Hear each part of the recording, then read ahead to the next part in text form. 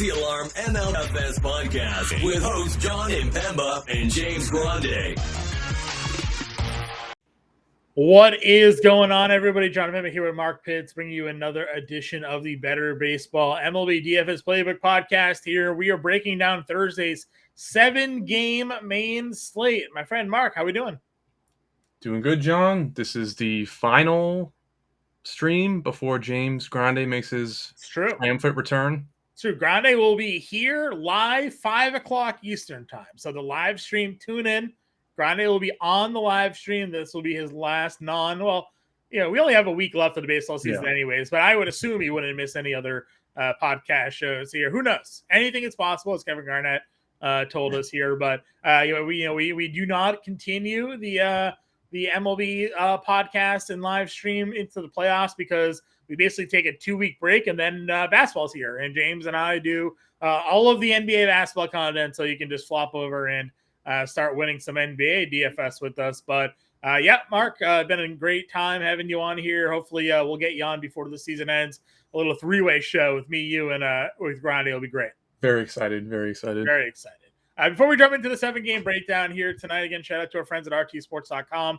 Go to rtsports.com/alarm, promo code alarm23. Your users will get that 100% deposit match up to $200.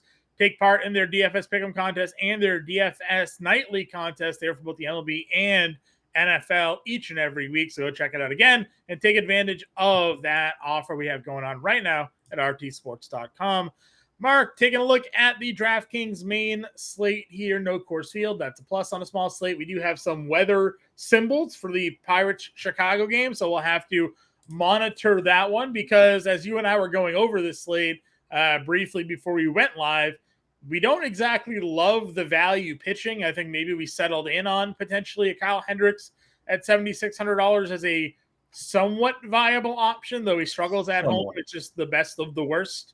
But if that game gets called due to rain or the forecast has wind blowing out, you chalk that up right away, and we're kind of in no man's land. And that maybe forces us on a small slate to have to spend up.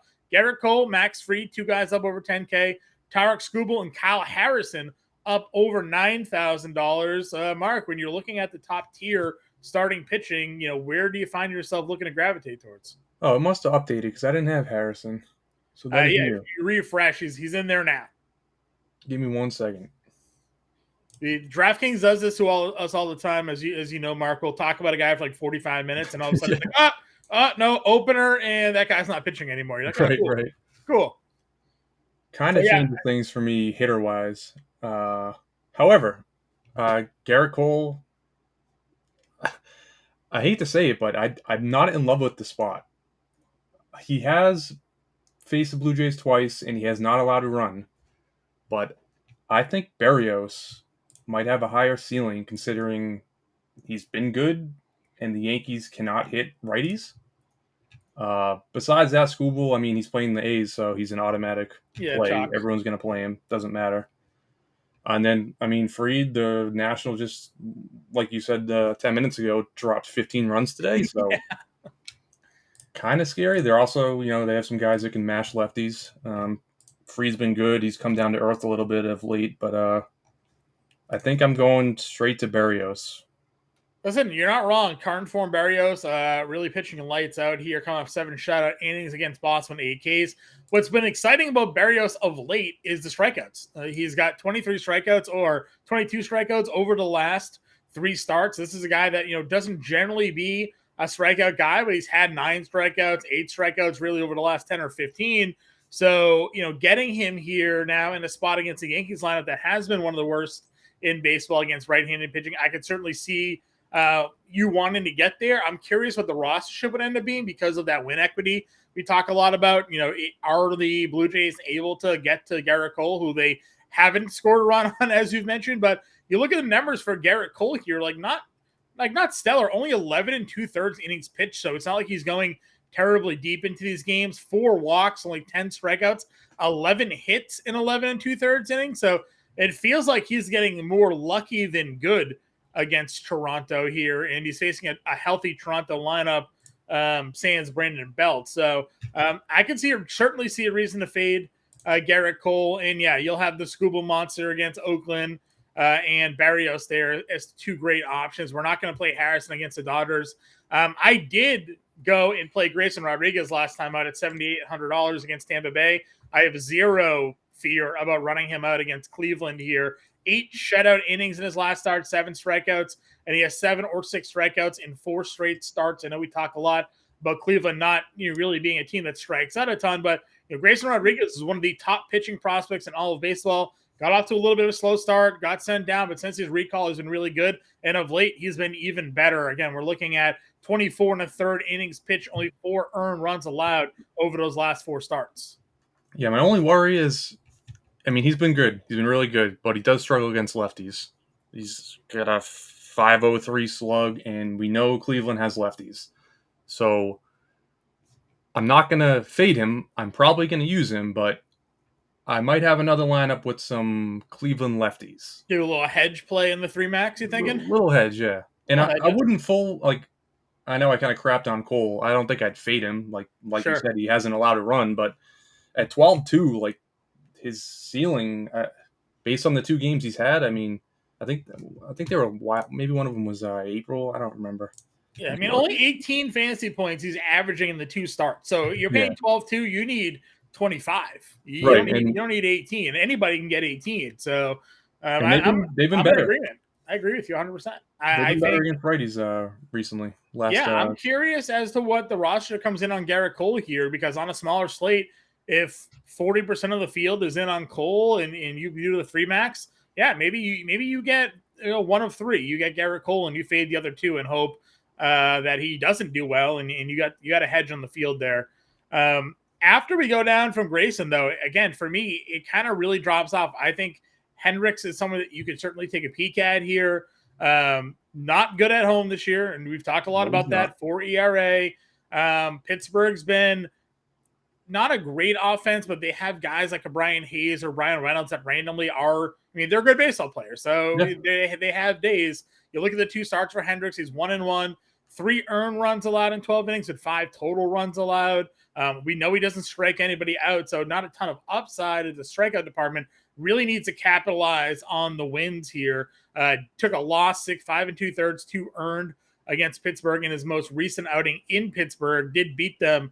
Actually, both of his starts against Pittsburgh were on the road. So again, even a little bit more to take a peek at there. But I don't know, man. Sorry to interrupt you, but Assad did just shut them down.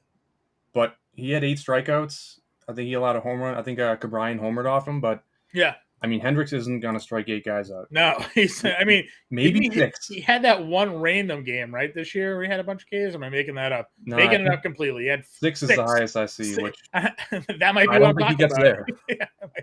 Might honestly be what I'm talking about. The 14 points that he got in the last his 2 starts, that's probably his ceiling. Right. After that, I don't know. Do you give a look at Medina against Detroit? That's been stacking against Detroit has been a play some people have gone to. 7 Ks in his last start against San Diego. Now, again, hasn't been great. Hasn't got out of the 5th inning since July. Grasping at straws here for some value. He's also, I like Scuba a lot. So being on the other side of that matchup, I'm not a big fan. I might, if I'm 20 lineups, maybe I get a Medina in there. But what do you think his ceiling is? The 16 that he just had? Yeah, 15 or 16 probably. He is better at home. Now again, that's Oviedo, not Medina. It's not great splits. Still a 4.6 ERA in Oakland, but it's not 6.6, right?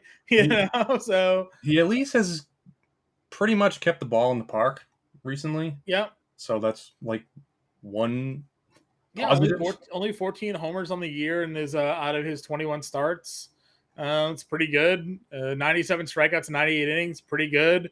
He just gets hit, gets hit, gives up runs. So is it good? It's not. Is Detroit good? Not really.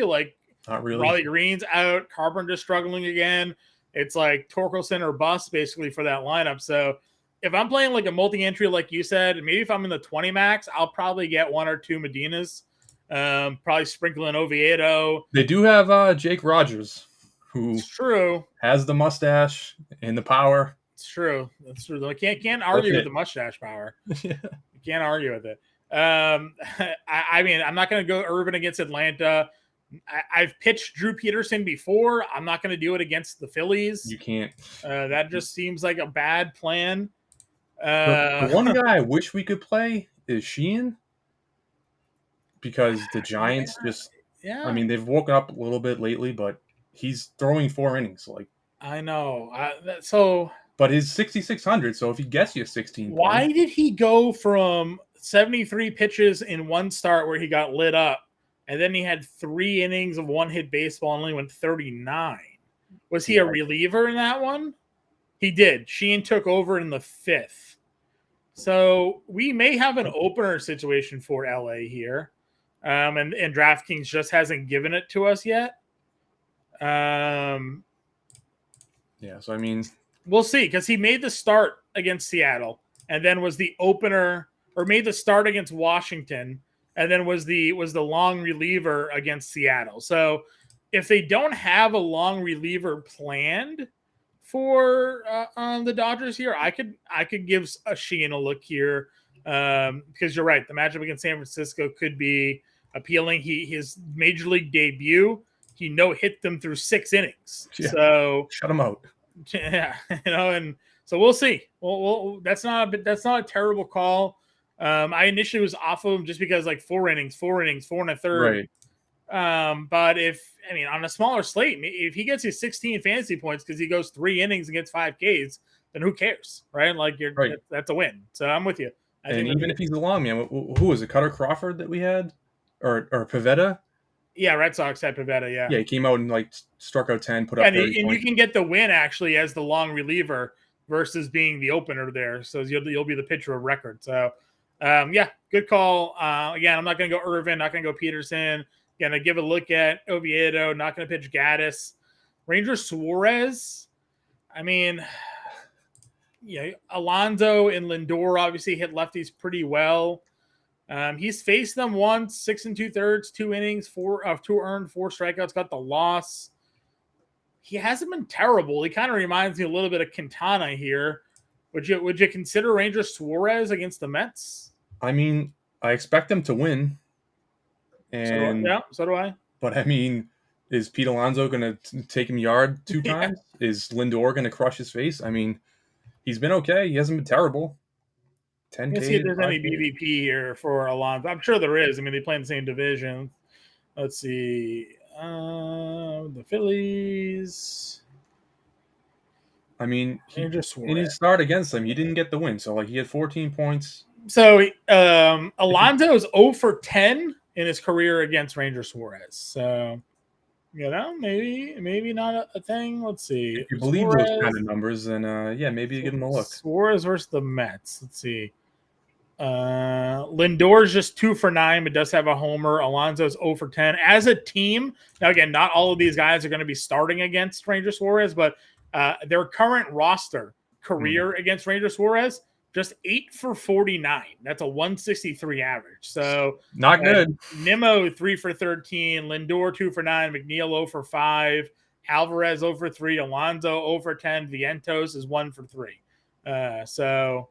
Yeah, not good. Not good at all. So considering. Now I'm swinging the way of some Ranger Suarez here as we do a little bit of a deeper dive into this matchup here. And they let him go last game. I mean, 106 pitches. Yeah.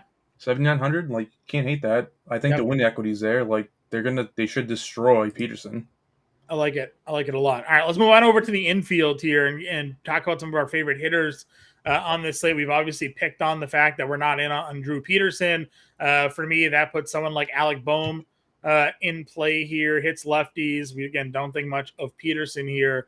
Where else are you taking a peek at when it comes to the infield? I mean, this switch up of the Giants pitcher is kind of ruining everything I was looking at. So that kind of changes things. But, I mean, Trey Turner. Yeah, right. He's kind of cooled off, but he was a monster and is a monster. So, I mean, it's a good matchup.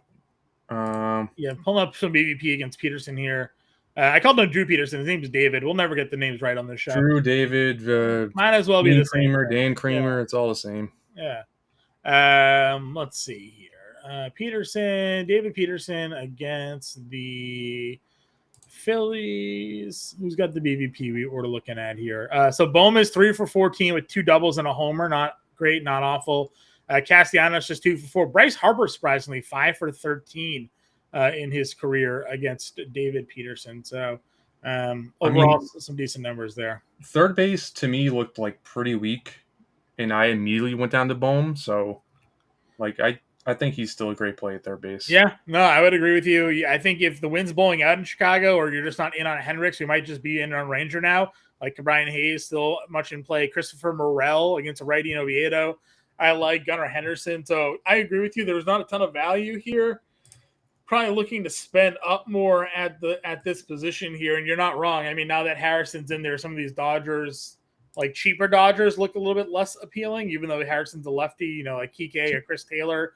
Probably less in love with them than I would have been had the matchup not switched. Do you think it's a opener situation or because it had Stripling, whatever his name is. Yeah, let's see here. It does say he will start. He got recalled Wednesday. Alex Cobb went on the IL for the rest of the season. So basically, Cobb sent down, IR, Harrison called up to make the start. So he's probably starting. Yeah, probably starting. So I mean, listen, he had a 5 ERA at the major league level, so you could just still go, Betts and crew here against Harrison. Oh, of course, you can play Betts. Not gonna fight that one too much. Let's see here. I mean, Bellinger. Yeah, I don't really care who the pitcher is. Cody Bellinger is good. Again, if that wind's blowing out in Chicago with that rain, look out. Like that ball will fly. Right. For sure. So if you don't like Grayson, Josh Naylor. Yep. 45. Yep. Like that. O'Hearn, I'll just keep running O'Hearn out there against Gaddis. Is Gaddis going to be just an opener for them? What's that deal? I wasn't sure on that either. Yeah, I mean he's thrown some innings, but this says so he was optioned, so they just recalled him, I guess. 3-inning relief outing. It seems like he's been piggybacking, but maybe he will. Maybe he's set to start here. So we'll have to see what happens. But O'Hearn for me for sure. A guy I'll just keep plugging and playing when it comes to this first base position. First base, yeah. I mean, if you look at catcher, you can play them all. Like Real Muto. Yep. Great spot. I went down to Bo Naylor again if you don't like Grayson. I like Bo Naylor, yeah. Andy Rodriguez, I know he's slumped a little bit, but Hendricks is, again, an option that we could look to play against. Let's see here. Is Meyer a lefty? No, he's just a righty. Yeah, Naylor's a good call. I mean, I like Kyber, but it's against Fried. It's a little tough. So you might find yourself either just punting catcher and taking play like Jan Jones anyways. Even though it's against a righty. There's not really much else down here. So. Yeah, it's kind of ugly. It is kind of ugly. Let's see. Second base, a lot of the same. Ahmed Rosario against the lefty. Probably could go there. McKinstry at 34 could play. Gimenez, you can play. I mean, again, if you don't, you like Grayson, so I do like Grayson, but I feel less on Grayson now that we could maybe play Ranger as a pivot off of him. So I could get behind that. Dansby against Oviedo at 52. It's a Gunnar against Gaddis, and you mentioned Trey Turner already. So not a ton of volume in the infield. Hopefully right now we get some value in the outfield. Mark, you're on the value article for this or no? Yes. Yeah. Like I was right. I was literally writing them up, and then they changed the picture. So like possibly some of the people I wrote up, I have to unwrite up. Have to go change it. So one other guy, Lamonte Wade. Yep. Who I may or may not have written up. I don't know if you already said him, but 2 home runs in his last 5 games. He's got a 6 game hit streak, 34. Sheehan's been bad against lefties. Yeah, no, a lot of power with Lamonte Wade, 100%.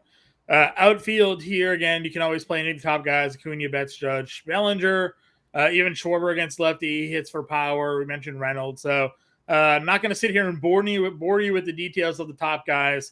If we are in the mid-tier, though, again, I gravitate towards these Baltimore guys against Gaddis, whether it be Mullins or Santander. I think both of them are pretty good in play. I love Seiya right now as well at 4,400. What did you have Castellanos as BVP when you looked it up? He's only 2 for 4. Nothing crazy, but still 2 for 4 is 2 for 4, and this man is on fire again.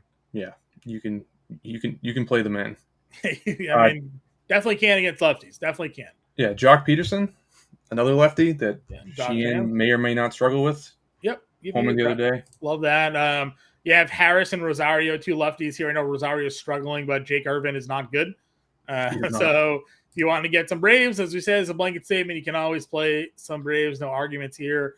Yaz is a lefty. As you mentioned, Sheehan been struggling there against some lefty guys here. Jack Swinsky's just always got power potential. I know the batting average is garbage, but 25 homers on the year and recently 306, 894. So again, if we have some wind blowing out in Chicago, getting some cheap Pittsburgh bats in your lineup could be a way to go. Sure. Parker Meadows homer the other day. I don't know if I'd roster him, but maybe one of the guys that could get to Medina. Sure. Let's see. 3,000.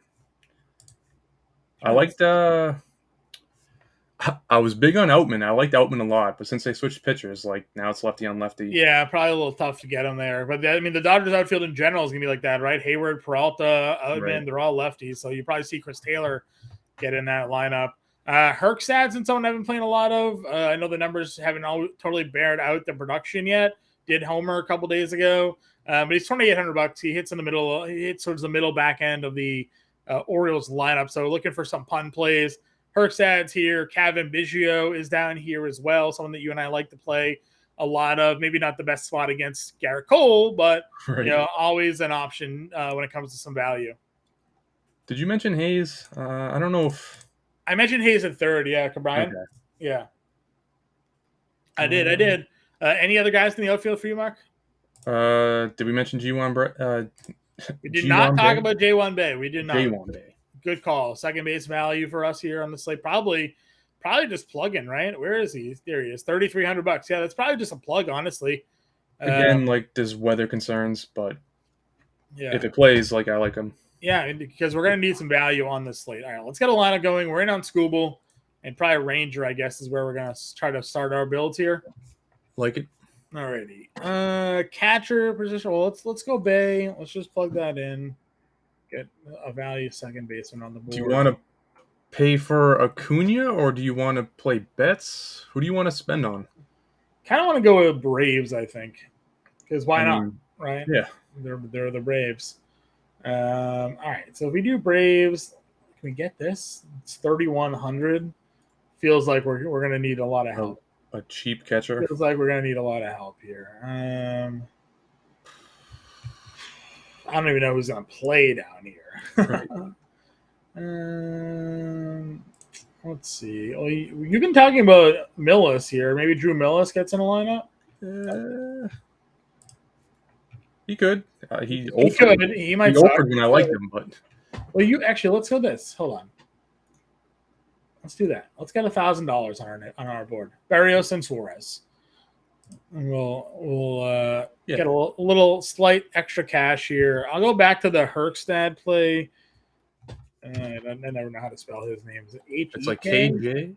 HK. All right. I'm just gonna tap on Baltimore here. KJ, isn't it? KJ, yeah. This was what throws me off. It's HKJ. So that's all my brain ever processes. Colby called him out the other day and he homered. Yeah, he did. He's great. All right, $3,400. We got to figure out a way to get some value here. Well, if we're not playing, we need a catcher. If we're not playing Grayson, do you want to play Bo Naylor? Sure. Or do you want to find the cheapest possible? No, Bo Naylor works at 35. Let's see. Do we have a value third baseman? Third was ugly. It was I found nothing down there. There is. It's gross. I guess we'll just plug Kike in. It's 37. I mean, Biggio was down there, but he's got Cole, so I don't love it. Yeah. Shortstop. 37. 37. Oh, there was one other value guy in the outfield. Rojas, did you Oh, mention yeah. him? Miguel Rojas? No, Johan. He's 29. Yeah, He's 29. got 4 steals in his last 10 games, a Love home it. run. That gives us a $4,500 shortstop. Does J1 Bay play short? No. Does Kike play short? No. It's not. What do we have? 45? 43, 45? 45. Oh, Bohm. Oh, no. We want the shorts. What if we did Bohm, though? Let's see. What if we did Bohm here at 43? 33 shortstop. I mean, Miguel Rojas is hitting the ball pretty well right now. 375 at 1,000 OPS. Sure, throw him in there. Throw him in there. I got $300 to play around with. What was there, a 3K outfielder? Oh, Kike. Would you rather Kike Hernandez or Herkstad? Herkstad. I mean, it's close, I guess, but we can keep Herkstad. Yeah, that's fine. Okay. Not terrible. It is a weird slate. Acuna is obviously and Olsen are obviously tough to get into if we. But that could be 50 points. Those two guys. So that's what I'm saying. I guess especially against Irvin. So I mean, there's a reason we're here, right? We have Olsen Acuna stack. One-offs basically the rest of the way, Rojas and Bohm. The other Rojas, Bay, Naylor, Suarez, and Berrios. So just a look here again, 7-game slate that we got going on for everybody. We'll have the full playbook out. Jameson and I will be back live at 5 o'clock Eastern. Mark, any final words for the friends at home? Good luck. I was just gonna say I'm not gonna be around tomorrow. I want to see that stream with when James returns, but I'm very sad I'm not gonna be home. Well, you can always go and catch it on demand on the Fantasy Slam YouTube channel. This is true. I could also YouTube it on my phone. Take you guys with me on the road. Definitely can watch it on the road. So that's gonna wrap up tonight's show. Everybody, hit us in the Discord, find us on Twitter. Good luck with everything, and we'll catch you later.